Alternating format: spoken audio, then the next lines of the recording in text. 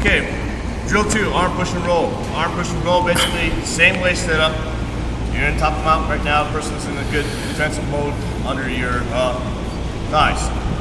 What you're looking for in the setup is to go ahead and see if the guy is putting in what we call not a regular conventional block, but what we call a George Foreman block. Not many people use it, but George did. Okay? Block. But anyways, you can look for the top arm. Right? As you are incorporating a lot of strikes here, this might be the momentum of what you're doing. You get this setup right here. It's blocked. From there, you're going to go ahead and bring the opposite wrist, someone's grip, onto his wrist, simultaneously driving your hand onto the elbow. So it should kind of look like in a slashing motion down here onto the arm. As you do that, you're going to go ahead and bring your body weight down, bringing his knuckles right to the side of his neck, dropping your sternum on top of his elbow. This would suck for a little bit because what happens is the person loses his air while you squashing on top of the sternum. One more time, it's here, simultaneously down, just like so.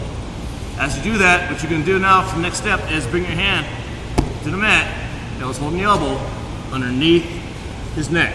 As you do that, you're going to grab and secure his wrist. From there, the hand is now free to bring it up into the elbow itself.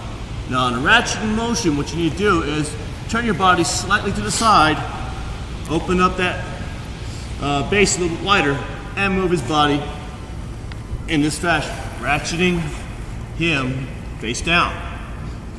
From there, just to reassure that he's down to the ground, I'm gonna put both hands here at the elbow itself, come down lower underneath the shoulders, and push forward to make sure he's stuck on top of his arms. From there, the key thing is to allow him to get some breathing room and space. Once he catches his breath, go ahead and grab the neck or the collar.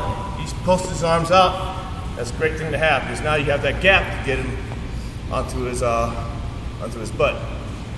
Dominant arm over the shoulder, non-dominant underneath the armpit. From there, you don't have to wait for him to come up. All you need to do is roll to that one side of your dominant arm and bring that leg over, this first leg here, into the thigh.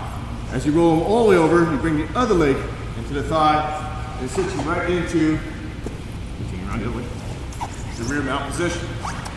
Rear mount there, talk about that. Your ankles are down as much as possible in between the thighs. You got your dominant arm over, non-dominant arm under, securing what we call opposing thumbs grip, sliding underneath the armpit. You're gonna go ahead and protect your eyes by sinking it down into that overhook and put your head at the base of the skull. Person sitting in the rear mount itself wants to protect himself from being choked out with that dominant arm. Come in with the choke block, hand touching the ear, elbow off to the side there. Nah, we forgot that. Carotid artery. Okay. From there, closer. I'm gonna switch grips just so you guys can see on the camera. I'm left-handed now. He's gonna try to escape the rear mount.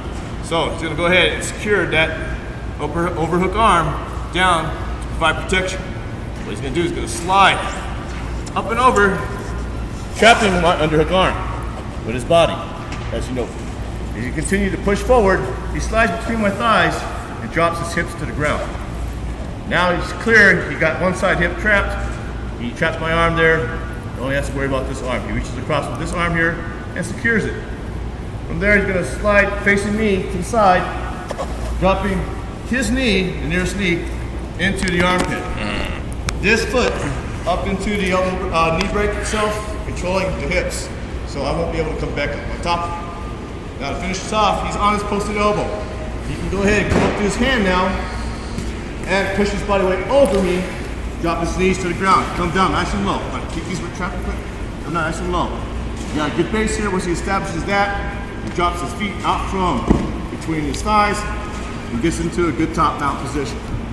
Here we are, we'll start off again with drill 2.